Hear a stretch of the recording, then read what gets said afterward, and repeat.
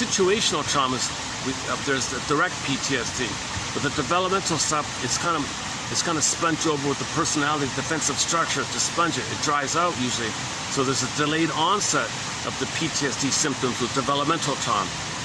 So it can kind of blend in. So there can be a shock trauma with the developmental trauma. And the developmental side can maybe buffer a little bit. So you may be anxious from the shock trauma to a degree, and then you might be more anxious on the delayed onset of the developmental trauma. So the person might have a full-blown nervous breakdown in midlife, called soul loss like that.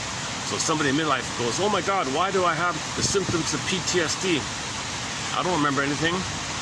Well, then maybe the two of them come on up all of a sudden.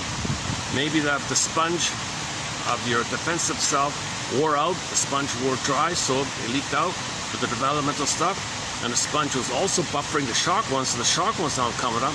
So now you got two PTSD symptoms blended in all at once, nervous breakdown. You suddenly, all the symptoms of PTSD.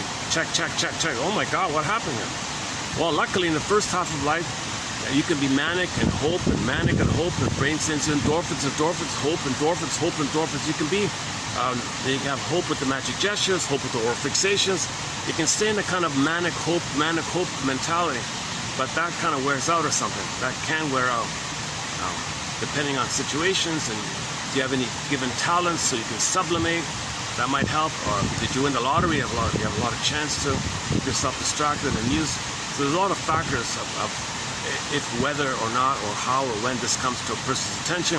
Typically in midlife, around 40 plus, a person senses that there's a hunch, something's missing, something's wrong, something's off. So then they wonder about